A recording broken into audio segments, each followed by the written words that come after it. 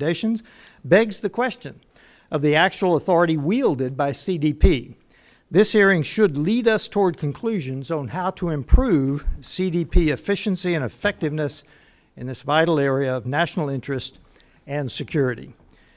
As we move through this reauthorization process, the experience and insights from today's witnesses will help inform this subcommittee on the State Department's cyber diplomacy role in addressing these increasingly important challenges. I look forward to hearing your testimony and recommendations. The chair now recognizes the ranking member, the gentleman from Massachusetts, Mr. Keating, for any statement he may have. Thank you, Mr. Chairman, and to our witnesses for being here today. For years, bipartisan members of this committee have recognized the necessity for the State Department to take on the important task of cyber diplomacy. In 2021, the Biden administration announced the creation of the Bureau of Cyberspace and Digital Policy, CDP, with bipartisan support, and the Department of State Authorization Act of 2022 authorized the CDP Bureau into statute, an important step in recognizing the need for a robust and comprehensive approach to cyber diplomacy. With the CDP Bureau established in statute, it's worked in conjunction with this committee to lead the State Department's diplomatic cyberspace and cybersecurity efforts encompassing both hard security and economic policy. As our adversaries, Russia, China, Iran, and North Korea, each take different approaches to undermining U.S. actions in cyberspace, bolstering U.S. cyber capabilities through a strong CDP Bureau is more important than ever. The CDP Bureau has worked to advance U.S. interest in cyberspace across multiple lines of effort. For example, following the 2022 ransomware attack in Costa Rica by a Russian-linked cybercrime group, the CDP Bureau provided swift, decisive support to Costa Ricans and their authorities to bolster the country's digital defenses and resiliency. This emergency support was critical to ensure that a partner in our own hemisphere was able to effectively respond to an unprecedented attack. Similarly, the State Department worked to strengthen Ukraine's cyber defenses in the midst of Russia's full-scale illegal invasion of the country through the Digital Connectivity Cybersecurity Partnership Program, a joint venture by the Department of USAID. These are just a few examples of the CDP Bureau's important work to bolster our allies and partners while promoting American values and security in cyberspace. While I really appreciate the opportunity to talk about an important bureau which has long maintained bipartisan support, it's unfortunately clear that neither this majority nor the Trump administration has any interest or intent to engage constructively on a reauthorization of the State Department. Last week, Secretary Rubio unveiled a proposed reorganization plan for the State Department without any meaningful consultation with Congress. The reorganization would decimate the department's cyber policy tools by splitting it in half. CDP's economic structures would be moved under the economic family of the Bureau, and CDP's hard security offices would be placed in a new Emerging Threats Bureau. This move will create exactly the duplication and the waste this administration says it seeks to avoid. Even more concerning, it deprioritizes a cross-cutting issue that needs to be tackled holistically and at the highest levels. Our witnesses here today and many experts in the field have all pointed out the importance of capacity building in cyberspace and maintaining and recruiting the skills required for a qualified cyber diplomacy workforce. Unfortunately, rather than invest in capacity building in places like Costa Rica and Ukraine, the Trump administration has slashed the U.S. foreign assistance budget and illegally eliminated USAID, a chief implementer of the capacity building programs. At the same time, GAO and Ms. Love Grayers, they found out that a nonpartisan report that while CDP is currently staffed and fully operational, it needs to train existing staff and hire more people to meet its growth plans. Rather than seeking to recruit and train staff, the Trump administration has attacked and politicized the federal workforce, leaving a legacy of destruction and indeed distrust. Finally, rather than listen to the advice of experts, consult with industry professionals, and engage with the State Department, this committee has effectively served as a rubber stamp for the administration's destructive actions. Ms. Fixler, you concluded in an article on March 17th that capacity building programs, including those implemented by USAID, are not merely altruistic endeavors, they advance critical U.S. interest. Ms. Love Grayer, your nonpartisan 2024 GAO report concluded that the State Department provides foreign assistance to strengthen partner capacity and to promote cyber norms to achieve U.S. cyber policy objectives. Ms. Nemeroff, your testimony points out that a well-placed cybersecurity foreign assistance project can make all the difference in leveling the playing field for our companies and private investments in countries that still deeply respect U.S. tech leadership. Yet rather than invite administration witnesses here from the CDP Bureau to testify on the effectiveness of the Bureau's programming or implement the advice of experts like our witnesses here today, the chair of the full committee and many of my majority colleagues have already wholeheartedly endorsed the administration's reorganization plans. This is a troubling abdication of the oversight responsibilities of this committee and an elimination of the Article I authority of this Congress. While I look forward to the testimony of our witnesses here today, I would strongly urge my majority colleagues to listen to what they have to say, work to reauthorize the State Department in a way that serves the interests of the American public, and move this important issue to the forefront. I yield the balance of my time.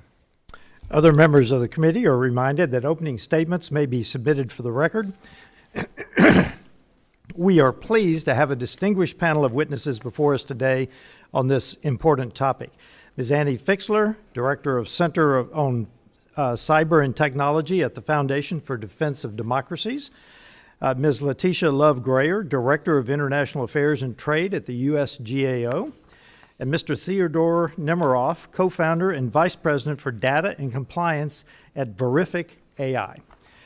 This committee recognizes the importance of the issues before us and is grateful to have you here to speak with us today. Thank you. Your full statements will be made part of the record, and I'll ask each of you to keep your spoken remarks to 5 minutes in order to allow time for member questions. I now recognize Ms. Fixler for your opening statement. Chairman Self, Ranking Member Keating, and distinguished members of the committee, on behalf of Would you check your mic or get closer to it? Get closer. I think. Yeah. Sorry. Pull it close to you. Better? Try it. Chairman Self, Ranking Member Keating, and distinguished members of the committee, on behalf of the Foundation for Defense of Democracies, thank you for inviting me to testify today. For years, on a bipartisan basis, members of this committee pushed the State Department to better organize itself to defend U.S. national security in cyberspace. 2.5 years after creating the Bureau of Cyberspace and Digital Policy, this committee must assess its performance, expand its successes, and address its shortcomings. This hearing is particularly timely given the department's proposed reorganization, which appears to put its cybersecurity efforts at risk and contradict congressional guidance to integrate cybersecurity and digital economy efforts. In my written testimony, I describe the successes the Bureau has been able to achieve because of this integration.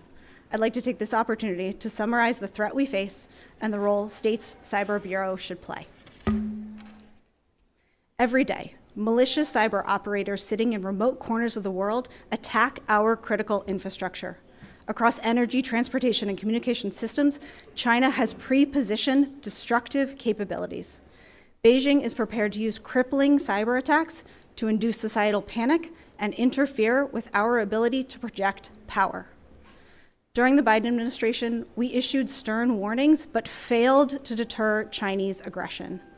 Trump administration officials and members of Congress have rightfully articulated that our nation needs to go on the offense and punish those who use cyberspace to do us harm. And we need better defense to deny our adversaries their objectives. The Cyber Bureau plays a critical role in both.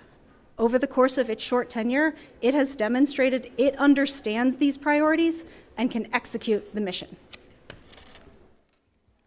Congress tasked the Bureau with managing a unique cyber assistance fund because lawmakers recognized it took far too long for us to respond to incidents overseas that might cascade and hit our homeland. Now, in as little as 2 days, the Bureau can airdrop expertise into partner countries. The department bolsters allied law enforcement capabilities to investigate cybercrime and prosecute the offenders, and convinces those same allies and partners to join us when we call out bad behavior. The first step to getting our allies and partners to impose costs on China is for them to agree that a cyber attack has occurred and that Beijing is to blame. The Bureau helps allies and partners proactively build cyber resilience. On this, our strategic priorities are clear.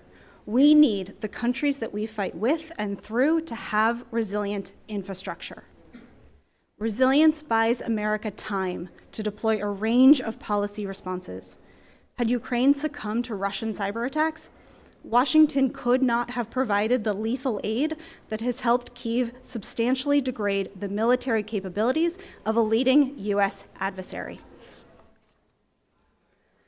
Last summer, FDD led a tabletop exercise in Taiwan, exploring Chinese cyber-enabled economic warfare against the island. In the game, the thing that gave Beijing the greatest pause was not US countermeasures, but an assessment that Taiwan could withstand the attack. If China believed that Taiwan could survive, it would refrain from attacking in the first place, lest Taiwan's strengths reveal the CCP's limits. Resilience has a deterrent power all its own. But building the resilience of allies and partners will be a Sisyphean task if the telecommunications infrastructure underpinning all of it is built by China. The US military does not have operational security if Beijing is listening on the line. In the CHIPS Act, Congress tasked and funded efforts at state to secure information communications technology. The Cyber Bureau is wisely using its portion on undersea cables in the Indo-Pacific. When Congress created the Bureau, lawmakers rightfully articulated that its head must be the principal cybersecurity policy official in the department. It also needs permanent staff billets so that the funding Congress appropriates is spent wisely and efficiently. There is a battle underway in cyberspace. Without a robust cyber bureau, we will not win. Thank you for inviting me to testify today. I look forward to your questions. Thank you, Ms. Fixler. I now recognize Ms. Love-Grayer for your opening statement. Welcome. Chairman Self, Ranking Member Keating, and members of the subcommittee, thank you for the opportunity to discuss our work on the Bureau of Cyberspace and Digital Policy, known as CDP. As international trade, communication, and critical infrastructure grow more dependent on cyberspace and digital technology, there's an opportunity to advance U.S. interest in this digital ecosystem, but also an increase in foreign cyber threats. Foreign governments and non-state actors are increasingly using cyberspace as a platform to target critical infrastructure and our citizens, undermine democracies and international institutions, and undercut global competition by stealing ideas when they cannot create them. These are among the reasons that GAO has identified information security as a high-risk issue. In April 2022, state established CDP to lead U.S. government's international efforts to advance our interest in cyberspace, which state defines as cyber diplomacy. Its overarching objectives included building coalitions, strengthening capacity, and reinforcing norms in cyberspace. State uses two main tools to implement this cyber diplomacy mission: diplomatic engagement and leadership in multilateral and bilateral fora, and foreign assistance that provides training and technical assistance to our international partners. Examples of diplomatic efforts include engaging with the European Union to develop shared principles in the 6G wireless network, and supporting the negotiation process of the UN Cybercrime Convention, which if appropriately ratified, would facilitate international cooperation to combat cybercrime. As Congress considers states' reauthorization, my statement today is intended to help inform the discussion about their cyber diplomacy efforts and is based primarily on the reports that we have issued between September 2020 and January 2024 related to those efforts. States' cyber diplomacy efforts have evolved between 2011 and the present. Between 2011 and 2018, state established the Office of the Coordinator of Cyber Issues to lead global diplomatic engagement and developed an international cyberspace policy strategy document, among other efforts. In January 2019, members of Congress introduced the Cyber Diplomacy Act of 2019, which would have established a new office to lead states' international cyberspace efforts and consolidate a range of cross-cutting cyber issues. Later that year, state notified Congress of its intent to establish a bureau that was more narrowly focused on cybersecurity. In September 2020 and January 2021, we assessed states' efforts to establish the Cyber Bureau. We found that it had not involved other federal agencies that contribute to international cyber diplomacy in the development of its plans and recommended that it do so. We also found that state had not demonstrated that it had used data and evidence to develop its proposal for establishing the Bureau, and therefore lacked assurance that its proposal would effectively set priorities and allocate resources to achieve those goals. We recommended that it do so. In response, state consulted other key federal agencies in its planning and collected data and evidence to inform its approach, which resulted in changes to the final plan for the Bureau. Once the Bureau was established, we examined how it was structured to accomplish its goals. CDP contains 4 units, including the Office of the Coordinator for Digital Freedom, International Information and Communications Policy, International Cyberspace Security, and a Strategies Program and Communications Unit. The new Consolidated Bureau and the appointment of a Senate-confirmed ambassador-at-large to lead it elevated cyber issues in states' diplomatic engagements. The ambassador engaged with various other countries' senior leaders on advancing cyber goals. As an example, in August 2023, the ambassador headed the U.S. delegation to the G20 Digital Economy Ministerial Meeting, where he highlighted U.S. views and priorities on digital economy topics. In addition, we reported that CDP's status as a bureau provided senior-level support, resources, and involvement that did not exist before. Although states' efforts to promote cyber diplomacy have evolved, challenges remained. Among them, clearly defining CDP's roles and responsibilities across overlapping issue areas with other intra, and inter-agencies that conduct work in cyber diplomacy, especially given the breadth of cyber issues, as well as ensuring that the Bureau had sufficient expertise to carry out its goals. These are among the challenges that the Bureau will still need to effectively navigate to lead cyber diplomacy in the future, especially as state considers streamlining its functions and addressing any new priorities of the administration. Chairman Self, Ranking Member Keating, and members of the subcommittee, this concludes my oral statement. I would be happy to take questions at this time. Thank you, Ms. Love-Grayer. I now recognize Mr. Nemeroff for his opening statement. Welcome. Chairman Self, Ranking Member Keating, distinguished members of the subcommittee, thank you for the opportunity to testify today. My remarks are drawn from my written testimony and offered in my personal capacity. This subcommittee is reviewing the Cyber Diplomacy Act at a critical time. American leadership in key technologies, especially AI, positions us to shape the global technological ecosystem in ways that align with our values and benefit U.S. national and economic security. But our vision is contested, as my colleagues here have really effectively outlined.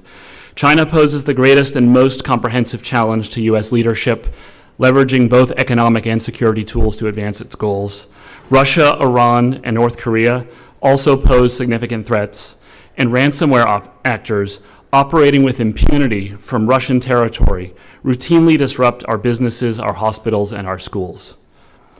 Through the Cyber Diplomacy Act, this committee has helped ensure the State Department is better prepared to meet these challenges. A key strength of Congress's vision was to integrate national security, economic, and human rights equities in CDP. This has increased efficiency and reduced redundancy within the department, and unlocked opportunities to face the challenge posed by China in particular in more comprehensive and strategic ways. But we can always do better. I recommend, going forward, focusing on 4 areas. First, CDP should take further steps to organize itself around a full-stack approach to cyber and digital diplomacy. Whether our adversaries gain access to critical systems through hacking or by selling untrusted undersea cables, data centers, or 5G, it all harms our national security, and the department needs to think about this altogether. A full-stack approach enables us to see the full picture and leverage engagements at one layer to have influence at others. For example, the way that our cyber support to Costa Rica, which has been cited several times already, has since 2022 opened the door to deeper cooperation with the country on telecom issues. Second, CDP should continue to lead efforts to deter adversaries that behave irresponsibly. Cyber deterrence is not like nuclear deterrence. It requires a dynamic and constant effort, warning adversaries about activities we won't accept, and then swiftly, preferably with allies, responding to activities that cross our lines by imposing meaningful consequences. This effort started in the first Trump administration with coordinated international responses to incidents like Russia's 2017 NotPetya cyber attack, and it continued in the Biden administration with actions like our response to Iran's brazen 2022 cyber attack against Albania, attempting to coerce a NATO ally. Third, CDP should continue to take on a more operational role, especially in incident response, and by using diplomatic channels to support whole-of-government adversary disruption campaigns. These activities fill clear gaps in interagency capabilities that I saw when I was at NSC, working on issues around Ukraine and others. I want to particularly highlight the potential for CDP's recently piloted Falcon capability, which allows state to rapidly deploy private sector incident responders to countries in need. Finally, I want to emphasize the importance of foreign assistance and development finance. We are in a global tech competition with China. We need every tool possible to level the playing field for our companies against China's subsidies and hardball tactics, and a well-placed cyber assistance project or a well-timed loan can make all the difference. CDP needs funding to provide specialized foreign assistance where it's most needed, and it should be empowered to build a coordinated, full-stack investment strategy across the interagency, including with institutions like the Development Finance Corporation. This subcommittee will be reauthorizing the Cyber Diplomacy Act alongside the administration's recently announced plans to reorganize the department. I offer 4 key questions to consider as you decide on the way ahead. First, does the proposed restructuring enable the type of integrated approach I've discussed today?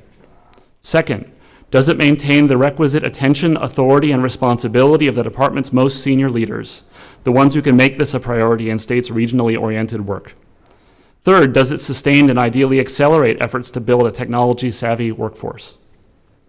And fourth, does the proposed budget provide the resources required for this critical mission set? I want to thank this subcommittee for its continuing leadership, and I look forward to your questions. Thank you, Mr. Nemeroff. I now recognize myself for 5 minutes of questioning. A series of questions. Ms. Fixler, you said Taiwan survived the attack. What did you mean when you say survived the attack? Is that physical or is that cyber? What are you referring to? Sure. So in the tabletop exercise we did, it was a series of economic and cyber attacks that were testing the societal resilience of Taiwan to withstand Chinese aggression and withstand efforts to coerce its policy to agree to a reunification with the mainland. So it was a societal and cyber resilience.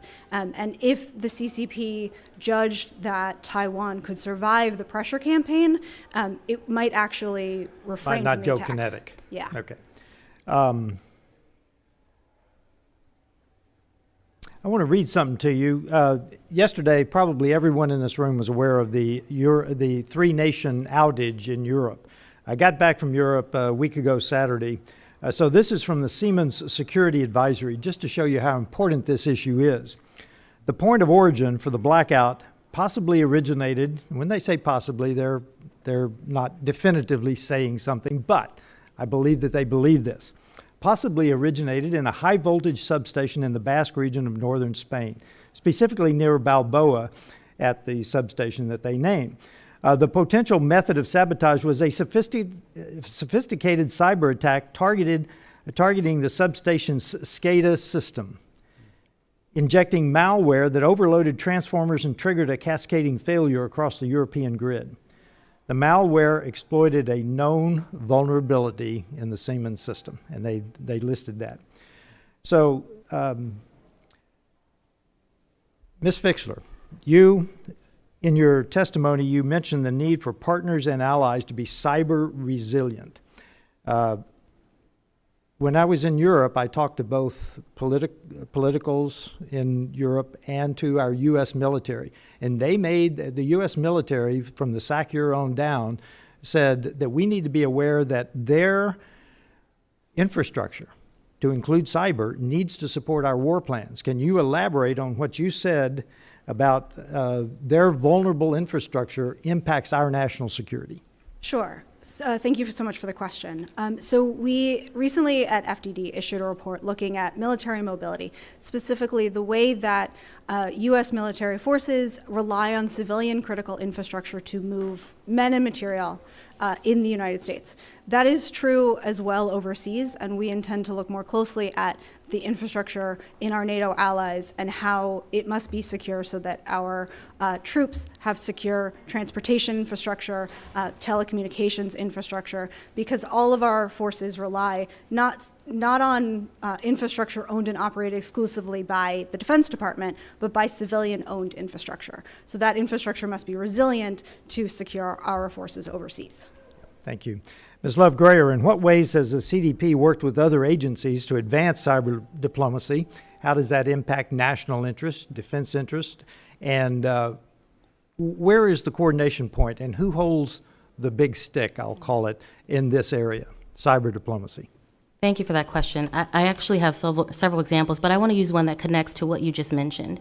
So the DoD has an operation called Hunt Forward, where they assist our partner countries by assessing their vulnerabilities in their cyber systems. CDP partners with them by going in afterwards and actually providing the technical assistance and capacity building needed to address the vulnerabilities that they have identified. And so again, if we're partners with those countries and we're working with them closely, we may even have our own troops in those countries, it's important to not only identify the vulnerabilities, but to help them to address it. In terms of the coordination, there's various ways that CDP coordinates that we found in our audit. There's informal, regular meetings between the heads of corporations and the agencies and with private sector corporations, but also there's formal interagency agreements. So CDP, at the time that we conducted our audit, had 11 different agreements with different agencies such as DoD, Department of Commerce, the FCC, DHS, USAID, and others. And these interagency agreements allowed them to partner with these other agencies who have specific capabilities and skill sets that could be used to provide, again, technical assistance and capacity building to other countries. Who has the big stick? At the moment, it depends on, I would say, depending on what you call the big stick. I think who has the mandate for cyber diplomacy is CDP. Sometimes it's the other agencies who might have the technical expertise or even the funding. CDP does provide foreign assistance funding, but in other cases they may just partner. So CDP has the mandate, and there are a number of other players who have different types of capabilities that they bring to the table. Very good. I now recognize Ranking Member Keating for 5 minutes. Thank you, Mr. Chairman.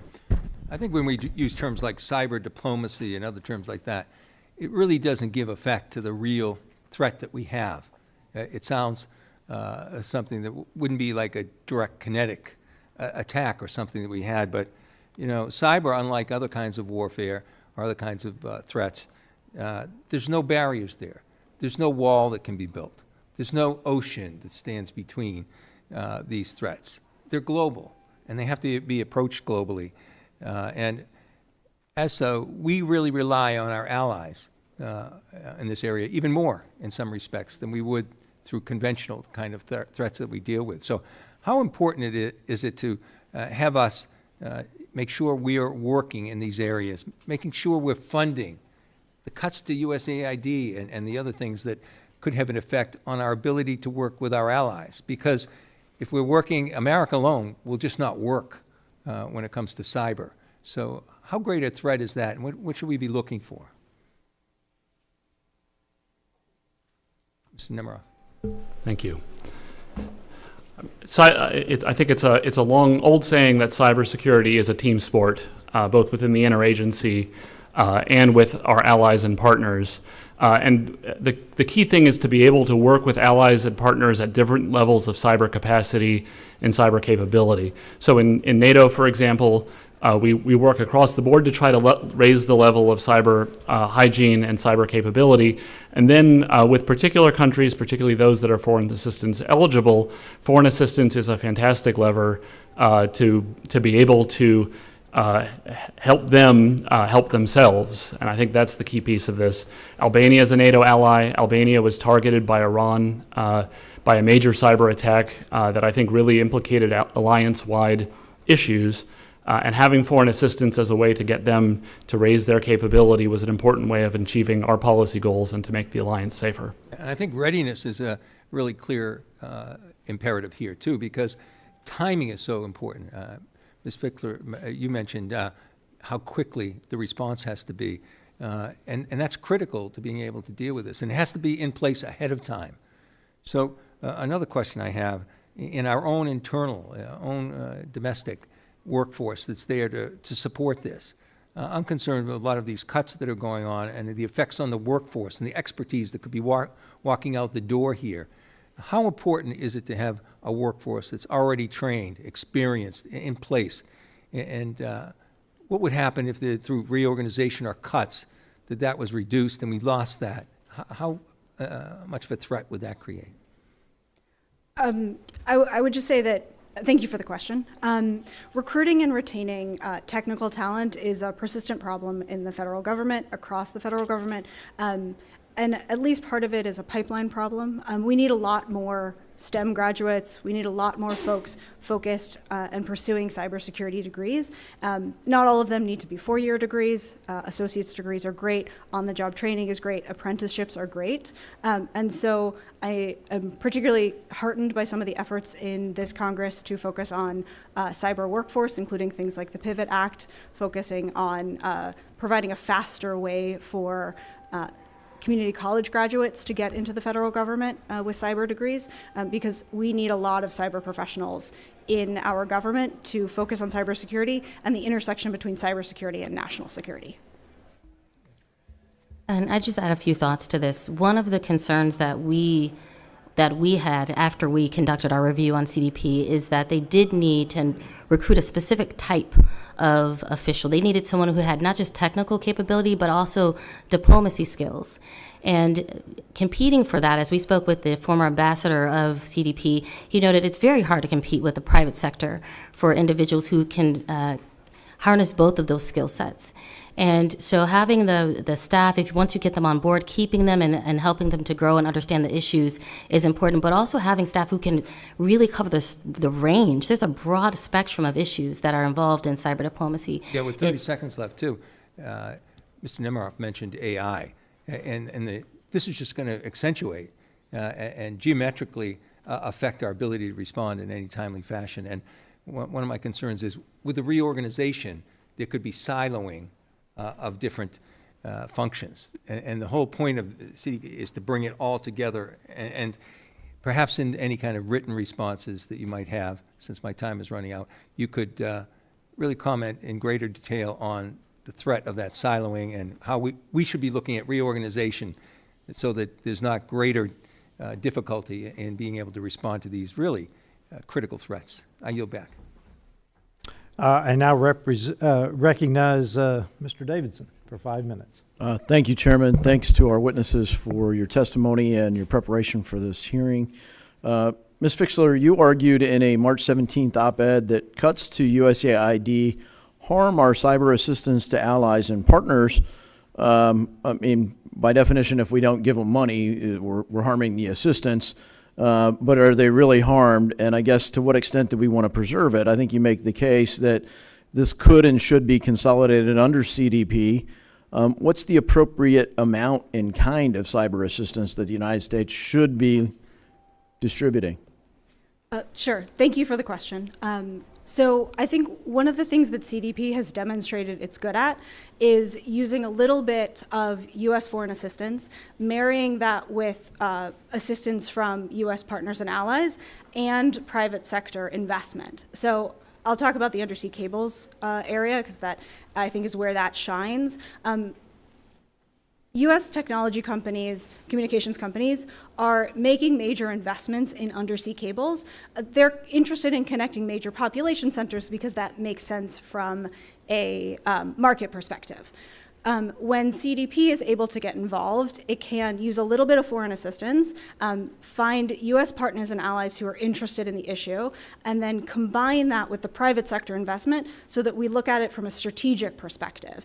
And we don't just focus on the market, but also on where it matters for U.S. military capabilities, particularly in the Indo-Pacific, but that is applicable in other areas as well. Yeah, thank you for a very concrete illustration. And as you talk about blending public sector work to try to foster some private sector investment, one of the big things that we're trying to do as a Congress, really as a country, but we need a law that my other subcommittee, as chairman of National Security and Illicit Finance, we're working on outbound investment.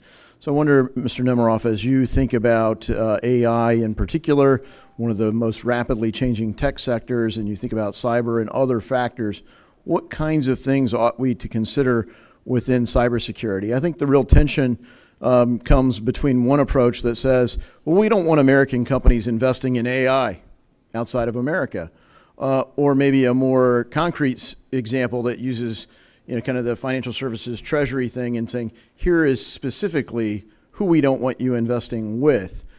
What are the trade-offs there, and what's your view? Thank you. So there is a hot AI competition happening right now among companies and among countries, and we have to think very strategically about that.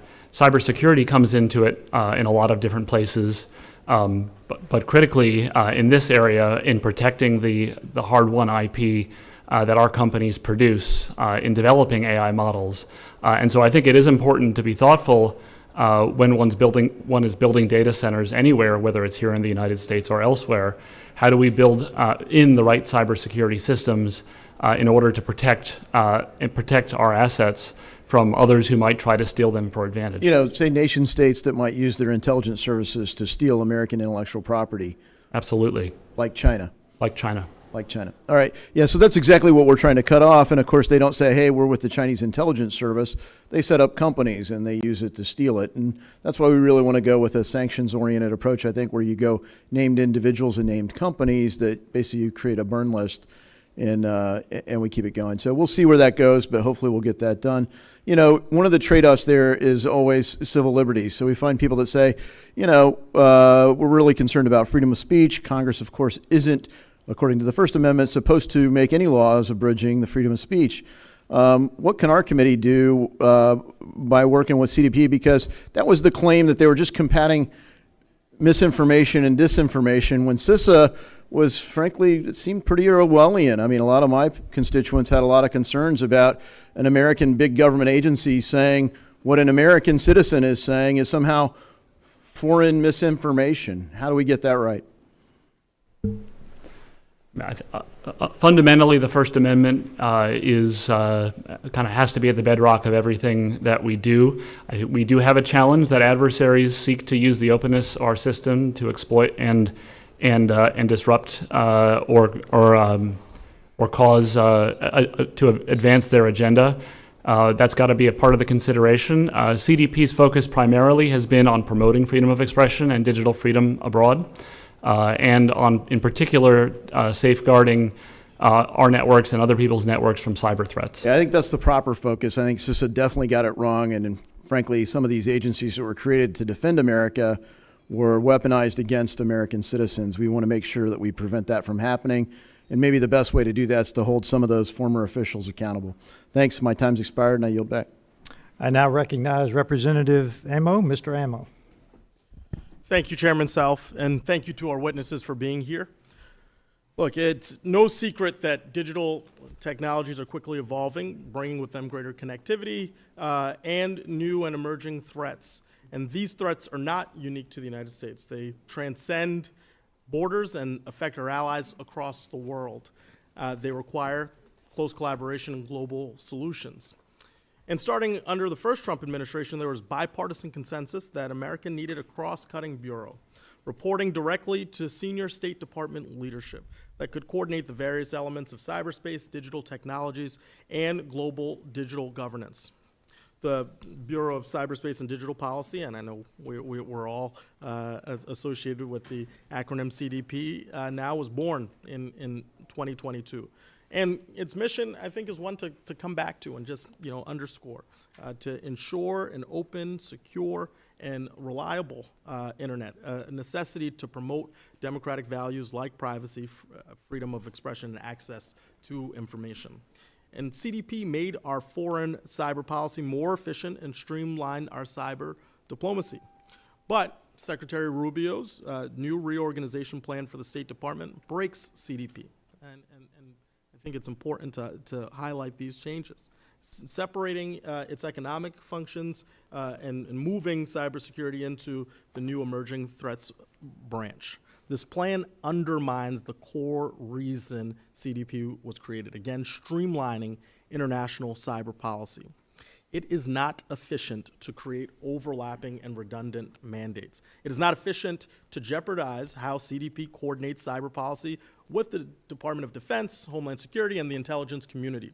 And it is not efficient to jeopardize the essential work that CDP does alongside the Cybersecurity and Infrastructure Security Agency, or CISA, because we know that CDP manages programs for CISA that provide training and resources to protect targeted countries from cyber attacks. And given that CISA already faces drastic cuts to their programs, thanks to the actions of President Trump and Elon Musk, ending coordination with CDP could cause tremendous harm in keeping Americans safe.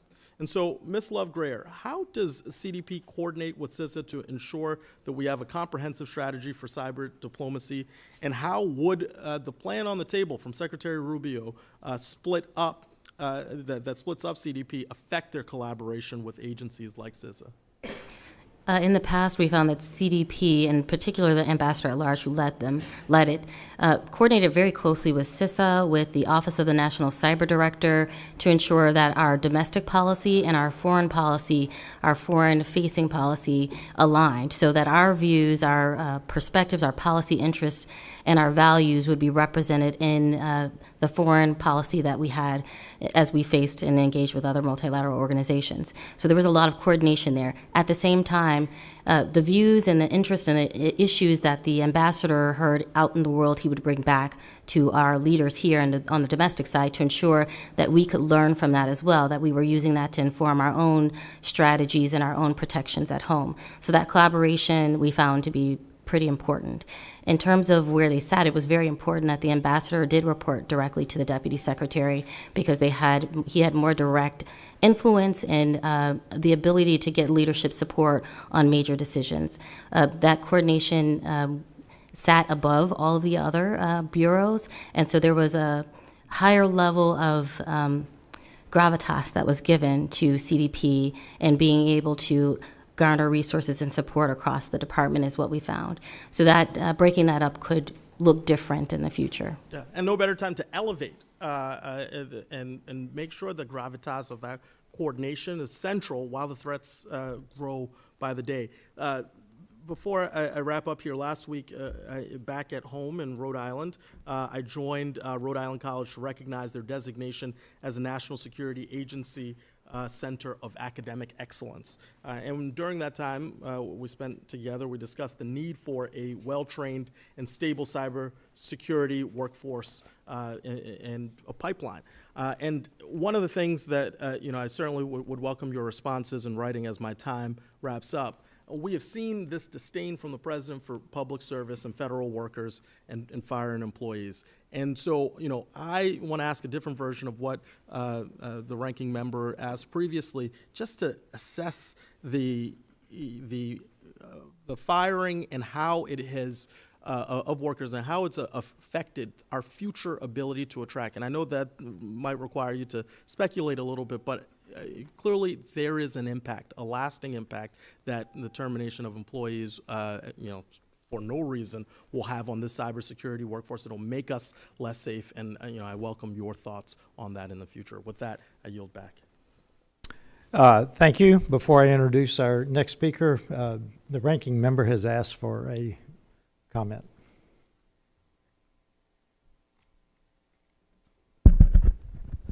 Thank you, Mr. Chairman. As you're aware, since our last hearing, we had a discussion, and you expressed that you intend to continue a manner of introduction of a member that, at a minimum, is not becoming of this committee. I hope you reconsider, but I want to make clear my objection to the harmful, wrong-minded language of the chairman's introduction. It's the wrong way to treat duly elected members of Congress. It's the wrong way to treat a colleague. It's the wrong way to treat any individual. As the chairman knows, suggested to both maintain dignity and respect the committee while continuing our committee's focus on policy issues, that the chairman simply address members by their title if he wants. Representative. But the chairman has said to me that he can't do that because it's just not him. Representative McBride, on the other hand, has publicly indicated that she wants to focus on committee policy at hand. Representative McBride has identified who she is. The chairman has identified who he is. And I think it's something to reflect on each time her introduction is disrespectfully invoked. I yield back.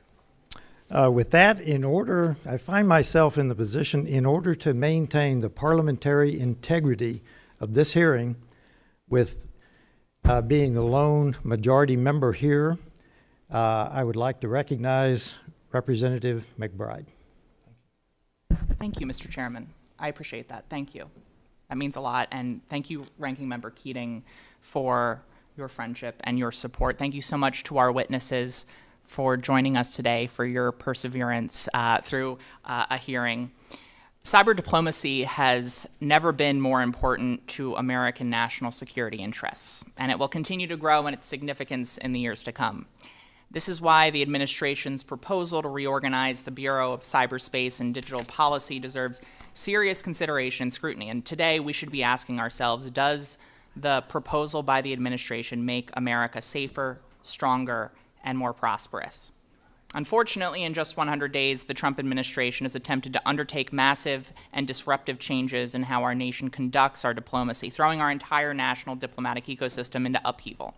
While serious and thoughtful reforms on how the U.S. can best defend our interests abroad should always be welcome, far too many of this administration's actions have been rushed, misinformed, and often downright incoherent. America's diplomatic and soft power is one of our most valuable assets, and Congress's role is to ensure our foreign policy continues to align with our national interests. I've promised I'd work with anyone who's willing to work with me to deliver for Delawareans, so I'm looking forward to learning more about this administration's plans. My first question is for you, Mr. Nemeroff. As emerging technologies transform global digital infrastructure, how can CDP stay ahead of the curve, and what resources or capabilities do you think CDP needs to stay competitive? Thank you for the question. I'm going to come back to the idea of looking at this from a full stack approach. This isn't a matter of us competing with one technology, but thinking about how we are working to promote a trusted technology ecosystem around the world.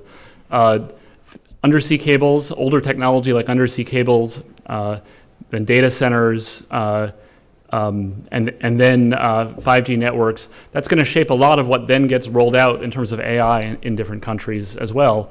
And we have stiff competition from models like DeepSeek that are open source and low cost. And so a key piece, in my view, of what our strategy needs to be is thinking about how are we building that entire stack to enable our technology to get out there, and then how are we using cybersecurity and our remarkable capabilities as a government and a society and our private sector to secure all of those pieces so that we can trust that our information and our ideas can be used safely and without causing harm to our national security. Thank you. Ms. Lovegrare, how does the Trump administration's shuttering of U.S. foreign assistance writ large impact the ability of the CDP Bureau to effectively conduct outreach to allies and partners? What impact do you think the cessation of cyber-related foreign assistance has on CDP's ability to carry out its mission? We haven't yet assessed the effect of these changes, especially since they're not formalized, but I will say we do have a request to look at the congressional request to look at the impact of foreign assistance changes, including to the workforce, and so we plan to do that soon.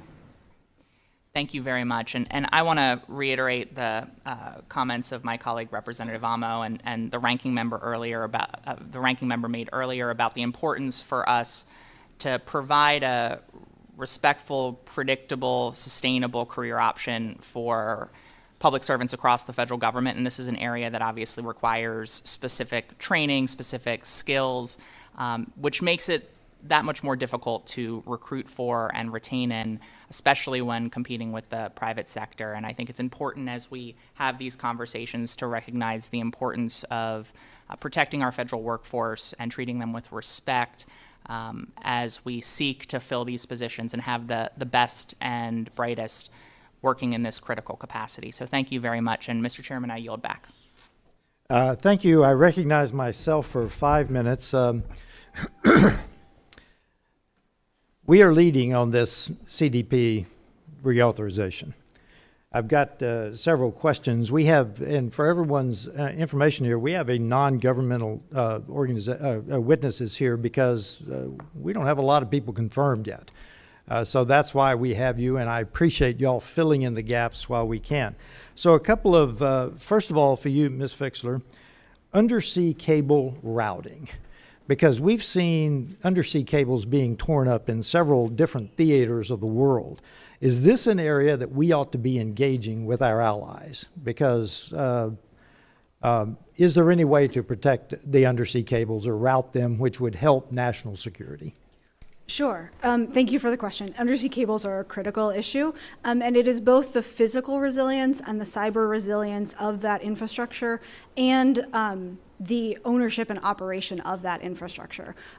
China and Russia have demonstrated they're interested in disrupting that infrastructure, and China has also demonstrated that it's interested in owning and operating that infrastructure so that it can route and control the flow of communications. So it is concerning when our adversaries are trying to disrupt the infrastructure and when they're trying to control the infrastructure. Okay, thank you. I just want to get to the specifics here. We're talking about cybersecurity professionals. Give me a range of, first of all, what level do we need in the CDP, and what would be a range of salaries? Who wants to tackle that? Looking at Ms. Love-Grayer, I think. Well, I think I'll tackle part of this question. We are talking about cybersecurity, but also beyond cybersecurity. There are a range of cyber issues and technical capacities that are needed, and you need diplomacy skills as well. One of the things we heard from CDP after our review is that they had trained about 250 diplomats on cyber issues. So there's some internal training that you can do as well as hiring, and I think we need to use both capabilities. So what about a salary range? Who wants to tackle that? Because we're competing with a growth industry here. I can start. The one other piece I would emphasize, I'm a lawyer by training. Sorry? I'm sorry, yes. And I think what I learned in legal cyber practice has also been true in diplomatic cyber practice, which is that you take the old skills and you apply it to a new technology. And so that's a lot of what CDP does really well. It brings in diplomatic whizzes who can learn the technology and apply it, and it brings in tech whizzes who can learn the diplomacy and do that too. Salary is a problem. I mean, we operate on the normal GS-15 scale, so there's no special cyber pay at the State Department. And I do think that is an issue, that you have colleagues who can... No, I'm asking, what are we competing against? In the private sector? Right. Hundreds of thousands of dollars. Yeah. Okay, I do want to get to, because several mentions have been made of the new org chart. I want to just hear briefly, I've got less than 2 minutes here. Let's go down the line. What do you recommend? I think part of it was in your written testimonies, part of it was in your verbal testimonies, but I want to hear specifically, what do you recommend for CDP in the reauthorization? Quickly. I'll jump in. I think Congress had it right when it, on a bipartisan basis, you created the Cyber Bureau and you understood the importance of the integration between the different components of the cyber mission, the cybersecurity mission, the digital economy mission, the emerging threats mission. All of those work hand in hand. And so seeing that integration remain, I think, is a wise decision Congress previously made. And so I look forward to Congress continuing to weigh in on that. But now it's directly underneath the Deputy Secretary. It's probably not going to stay under the Deputy Secretary. Yes, or maybe. I mean, it's you're going to reauthorize it. Thank you for the question, though. I think the integration of the bureau is where I would focus. Whether that the head of that bureau needs to have the authority and cross-cutting authorities, but whether exactly where you position the bureau, I think may be less important than the integration of the different capabilities within the bureau. Okay, thank you. Actually, I really agree with this point. I think the integration is really critical, even as we interface with other governments who are structured differently. However, I do think that where it sits plays an important role as well, because depending on where it sits, it may have to compete with compete with others for resources, and it also needs the ability to have the leader communicate with the most senior leaders at state in order to make some pretty important decisions. And so I would consider where it's placed. It also says something about what the focus is. If it's in the E Bureau versus the T Bureau, sends a signal about what the focus of the Bureau will be. Or the E family versus the T family, sends a And signal. I'm out of time, but quickly, Mr. Nemeroff. I very much agree with the point about maintaining integration. There's no perfect answer if you're going to try to put it under E or T. I think you need to make sure that whoever it's reporting to cares about the whole mission, and that senior leaders at the top of the department, the deputy secretary, are still going to be representing all the equities at deputies committee meetings and diplomatic engagements. Thank you. I recognize a ranking member. Thank you, Mr. Chairman. Ms. Fixler mentioned the tabletop exercise that occurred. I'm just curious, as part of that, since I'm also on the Armed Services Committee, we're boosting our undersea autonomous vehicles, and we've been doing it every year because of threats like this. Was any of that considered? I know it's not strictly cyber, but we've been talking about the integrity of undersea cables. Yeah. Thank you for the question. I'm happy to provide more information about the exercise that we conducted. We have an after-action report. I'm happy to share that with the committee. The exercise looked at a number of different attacks that China could conduct. Some of them were cyber-related. Some of them were sort of more in the economic realm. And they looked also at undersea cables, mostly the disruption and the need to be able to quickly repair that infrastructure. Well, the other thing is, I remember my time in Homeland Security, how we were trying to deal with cyber threats and the importance of dealing with the private sector, because many of the countries that are represented, as well as our own, that's done on the private side, and it has enormous impact to our safety and economy. And the same is true for other countries that we're trying to make more resilient and make sure we're not affected by things that affect them. So when you're looking at that situation and you're dealing with the private side, can you explain advantages there might be with the fact that we can deal with other countries to deal with their own private sector instances in terms of getting that kind of cooperation, particularly in revealing a cyber attack? Just minutes, hours make a difference in the ability to contain that. Perhaps anyone might want to address that. It was particularly breathtaking, I thought, to see the scale and speed and agility of the private sector in the days after the Russian invasion of Ukraine.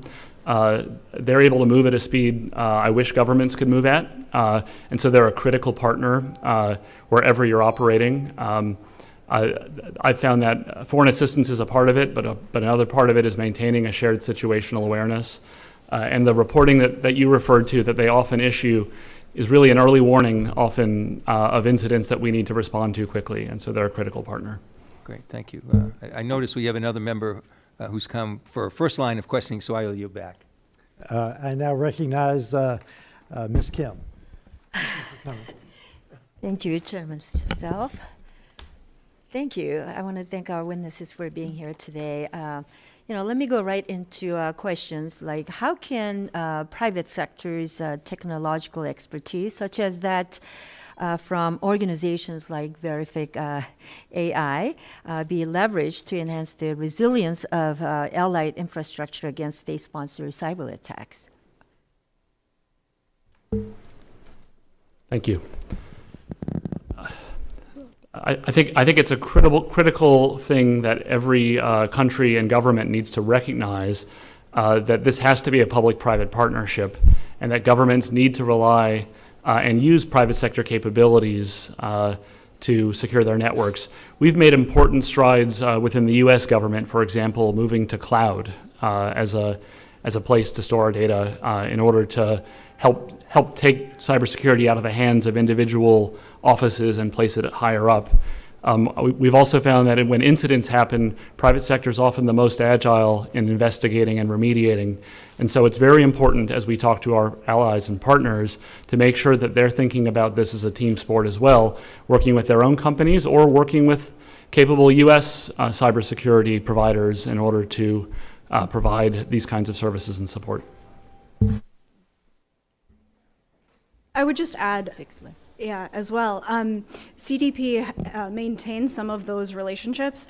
Its incident response capability, the foreign assistance funding that you all authorized to focus on rapid response and rapid deployment of resources, that is a partnership with private sector companies. It's not deploying US government personnel, but it's a relationship with private sector cybersecurity incident response professionals. I'd add just one note, which is CDP's foreign assistance also sometimes makes it capable or makes the environment possible for private sector companies to come in. And that we saw that with Costa Rica. Because they changed their environment based on CDP assistance, Intel felt more secure in being able to go in and make a $1.2 billion investment that they probably would not have made if Costa Rica had not changed many of its cyber norms and policies as a result of its interactions and engagement with CDP. You know, Ms. Fixler, from your perspective, how should the CDP Bureau foster such partnerships to enhance cybersecurity and allied infrastructure, and what challenges must be addressed to ensure effective cooperation across the borders? Thank you for the question. Yeah. I'll focus specifically on the challenge. I think there's a challenge to think about things strategically. When it comes to critical infrastructure, everything is critical, but frankly, there are things that are more critical, and we need to focus on that systemically important infrastructure in our own country and abroad to think about what do we most need to protect against. So if we can think about that strategically, I think that is a challenge, but a real opportunity for us to do better. Ms. Love-Grayer, can you provide which offices GEO found to have overlapped with CDP, and how the Bureau works to ensure clear delineation between responsibilities with other offices that have cyber equities? Within state, we found that the Bureau of Democracy and Human Rights and Labor, DRL, as well as INL, which focuses on international law enforcement, both of those bureaus also have equities in cyber diplomacy. DRL in particular works on freedom, internet freedom issues, and they engage in multilateral fora. They provide foreign assistance. INL works on combating cybercrime, and they also lead a lot of the foreign assistance initiatives with other foreign governments, as well as multilateral diplomacy efforts. So the coordination between all three of them are important. We found that they do have regular meetings and conversations, but they were still facing challenges defining who should take the lead on certain initiatives, given the expertise that already exists in these other bureaus. Talking about that, so can you talk about the steps that CDP can take to mitigate risk of the overlap or redundancy that you're talking about in existing cybersecurity efforts across the federal agencies? And how has CDP improved collaboration with key partners like DHS, DOJ, DOD, and Treasury? Within the department, one of the things I believe they have started to do, and they can continue to do, is ensure that there is constant communication between all of the bureaus, and they are well aware of which partners they're working with and where the focus ought to be for each one of them. There is still some overlap in the missions, and I think there could be greater delineation between who's taking the lead on certain issues if they're not going to be consolidated in any kind of way. In terms of the interagency, currently they have formal interagency agreements with several agencies, DHS, DOD, FCC, Department of Commerce. Those do seem to be working well because they outline the parameters of those relationships and who's taking the lead. Thank you. Chairman, are you back? I thank the witnesses for their testimony and the members for their questions. The members of the subcommittee may have some additional questions for you. and we would ask you to respond to those in writing. Pursuant to committee rules, all members may have 5 days to submit statements, questions, and extraneous materials for the record, subject to the length of limitations. Without objection, the committee stands adjourned. Thank you very much.